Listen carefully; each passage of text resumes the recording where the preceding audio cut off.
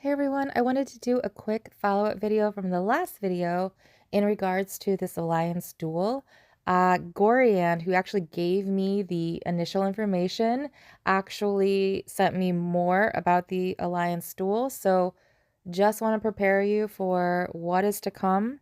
And it sounds like it's kind of a mixture between the Alliance events that we already do, like the upgrading, training troops, refining. So it's part that, but it's also part kind of a semi-weird PvP type game, which is kind of like a static game, if that makes sense. So it's basically you're sending lines of troops, like a formation line, like battleship, if you will, and you're selecting up to 20 participants, and those participants will send a PvP march. And I guess there's some sort of strategy because you can hide up to 2 lines, and that means that the other alliances will have to figure out what it is that you're all holding there so that they can counter it, is my understanding. And so you're basically going up against five, I think it was 4 or 5 different alliances. You're sending your 20 best players, and you're going to basically duel it out on who wins the ultimate battle, but you're actually not going to be doing any sort of PvP work like on BOG or BOC. It's literally just a static sending troops, and that's it. And apparently, when you send your PvP march, it doesn't actually affect your game on the map. So it basically is just like, I don't know. I guess the best way you can I guess the best way I can think about it is like the Mayan event where you select the generals and then you select the troops and then you send that, but it's with your actual generals and your actual troops, but it doesn't reflect on the map. It is a little strange, but you see the details here. It, uh, it probably is, difficult to say this abstractly, but I just wanted to show you guys more of the details of the Alliance Duel so that you know kind of what it entails. And what I found out as well is that the rewards are going to be kind of like Dawn of Civilization or Advanced Journey, where you get one line that's the free line, right? Like all of the different levels you unlock for free, and then they have that separate line that you have to pay to unlock more coins so that you can get more prizes and rewards.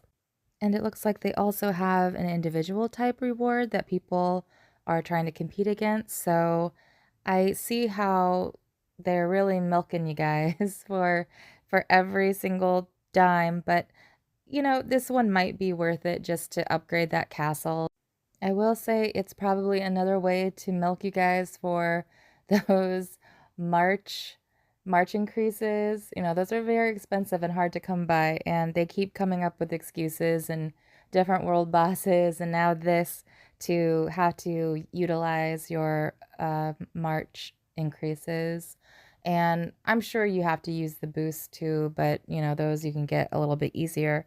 And again, this is just showing you guys like how it says adjusting the lines. So you can adjust your troops once you put the formation in, and maybe you change it based on what you know of what the enemy puts in. I do hope they give us maybe a ramp up, like a 2-week one, so we know that maybe we can merge with other alliances to help with this, because I know, my alliance is not that big. I don't even know if we have 20 fully active players, so this might be a good event to merge with another alliance temporarily, but I don't actually know if they give you that heads up. But hopefully they do, because it would make the competition more interesting. Obviously, it would be tougher to compete if you don't have enough players. But I did want to also answer some of the questions people had on the last YouTube video, which was, if you upgrade your castle, can you go back to the old style? And apparently, if you upgrade, you can't go back to your old style. But I think the boost stack. So when you upgrade to the next level, to the 2 and 3, you're going to get the boosts from 1 and 2. So if you go to 3, you'll get 1, 2, and 3. If you get 2, you'll get 1 and 2. So my understanding is the boosts will stack, but the image you're locked into with whatever level you upgrade to. But I mean, I think the second and third one look better than the first, so I wouldn't be too concerned about that.